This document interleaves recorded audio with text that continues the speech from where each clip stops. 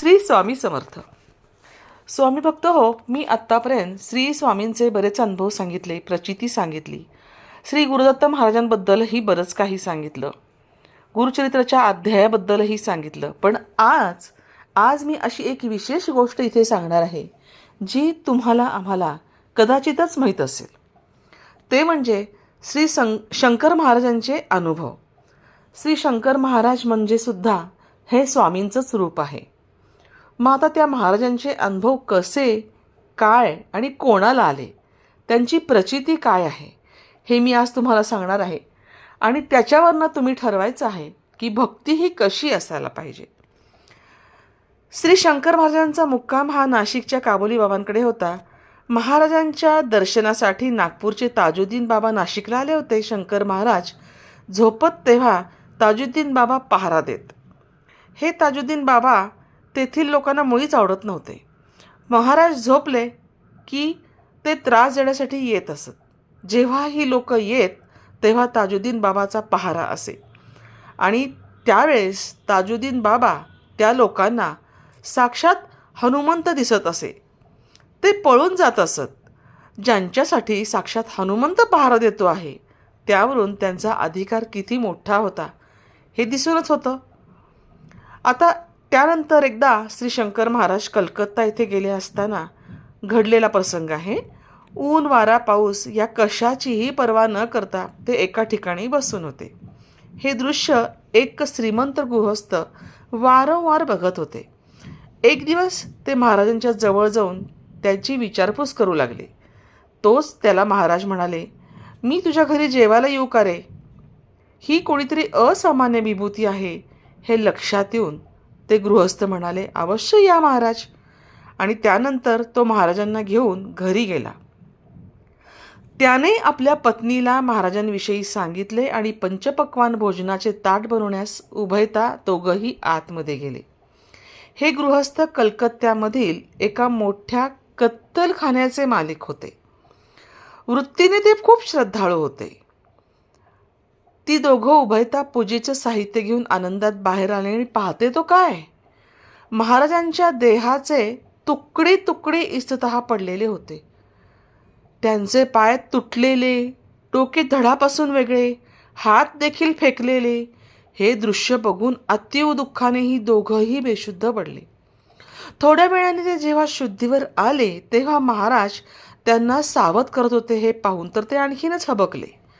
म्हणाले, महाराज, किती भयंकर स्वरूप आपण दाखवले.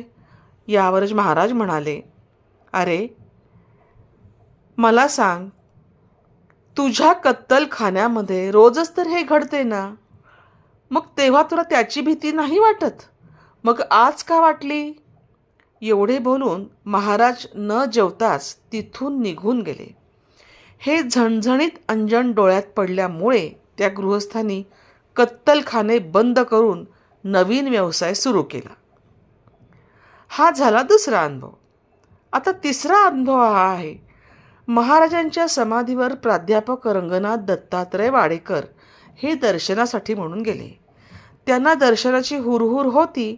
त्यांनी समाधीचे दर्शन घेताच समाधीतून जे 1111 हा ध्वनी घुमतो, समाधीवरच अर्थबोध झाला. तो ध्वनी ज्ञानेश्वरी संबंधित होता, जे म्हणजे ज्ञानेश्वरांचे इंग्रजीतील आद्याक्षर. पुढचे 4 वेळा 1 म्हणजे ज्ञानेश्वरीचा पहिला अध्याय. ओवी पहिली, ओवीचे पहिले अक्षर म्हणजे ओम. 4-1चा हा अर्थ. ज्ञानेश्वरांच्या समाधीवर वाडेकरांना ओमचीच साधना मिळाली होती. तीच साधना शंकर महाराजांकडे प्रकट झाली. त्यांना खूप आनंद झाला. स्वामी समर्थ महाराज, माणिक प्रभू, साईबाबा, शंकर बाबा हे चौघे काही वर्ष एकत्र फिरत होते. हा झाला तिसरा अनुभव. महाराज एकदा निवांत बसले होते. महाराजांच्या दर्शनासाठी खूप गर्दी जमली होती. प्रसादाच्या अपेक्षेने एक हरिजन तिथे आला होता. तो महाराजांपासून बराच दूर होता. लांबूनच प्रसाद मिळेल की नाही ह्याचा विचार करत होता. महाराजांनी बसल्या जागेवरूनच हात लांबवून हा घे प्रसाद म्हणून त्याला प्रसाद दिला. पुढे काही वर्षांनी महाराजांनी इथेच समाधी घेतली. त्यानंतर पुढचा अनुभव आहे.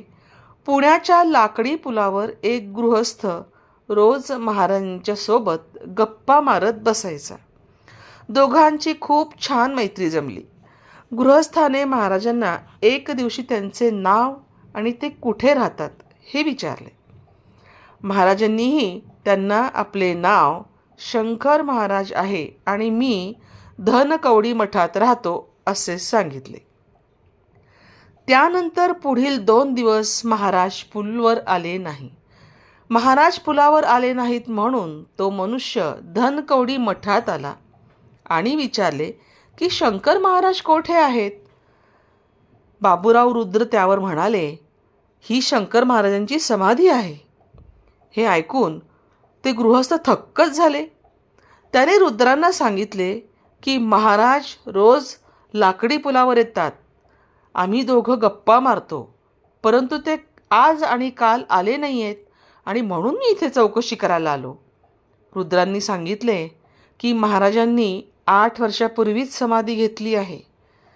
महाराजांची ही लीला ऐकून तो गृहस्थ आणि रुद्र दोघेही थक्क झाले. हा झाला 5वा अनुभव. त्यानंतर महाराज नेहमी हिमालयात जात तिथे अनेक जण समाधी घेऊन बसले आहेत. काहींनी 4 वर्षापूर्वी जिवंत समाधी घेतली, काही 4000 वर्षापूर्वी जिवंत समाधी घेतली. काहींची दाढी, काहींचे भुवयांचे केस जमिनीपर्यंत वाढलेले आहेत. महाराज अशा लोकांची दाढी ओढून बघत की समाधी खरी आहे की खोटी. महाराजांना एकदा नवले म्हणाले, महाराज मला विष्णुपद दाखवा. त्याबरोबर महाराज जाऊन नदीत उभे राहिले आणि नवलेंना म्हणाले, पहा विष्णुपद. नवलेंना पाण्यात विष्णुपद दिसले. नवलेंनी त्यावर हात फिरवत सरकवत पाहू लागले. विष्णुपद एवढे लांब होते की ते संपता संपेना. नवलेंना आश्चर्य वाटले. नवलेंनी वर मान करून पाहिले तर विष्णूचा मुकुट आकाशापर्यंत पोचला होता. विष्णूंचा मुकुट आकाशापर्यंत पोचला होता. ही लीला करून महाराजांनी भक्तांना आपल्या एक एक रूपाची अशी जाणीव करून दिली. तर स्वामी भक्त हो, अशा या स्वामींच्या लीला, अशा या साईबाबांच्याही लीला, अशाच या श्री शंकर महाराजांच्याही लीला, प्रत्येक भक्ताला जसे जसे ते पूजतात तसे तसे हे सगळेजण अनुभव देतात. कुणाची भक्ती श्री साईबाबांवर, कुणाची भक्ती श्री स्वामींवर, तर कुणाची श्री शंकर महाराजांवर. रूप सगळी एकच, प्रचिती मात्र तीही एकच. अनुभव वेगवेगळे, परंतु सगळ्यांना प्रचिती कशी येते? सगळ्यांना प्रचिती सारखीच येते. वेगवेगळ्या प्रकारची प्रचिती येते, परंतु त्याच्यामध्ये रूप काय असतं? एकच असतं. भक्त हो, मला यात एवढंच सांगायचं आहे की आपण ज्या पद्धतीने स्वामींची भक्ती करतो, ईश्वराची भक्ती करतो, त्याप्रमाणे तो ईश्वर आपल्याला पावतो, प्रसन्न होतो आणि आपल्यावर नजर ठेवतो. आपल्याकडे तो लक्ष देतो, लक्ष ठेवून असतो. आपला भक्त संकटात तर नाही ना हे तो बघतो.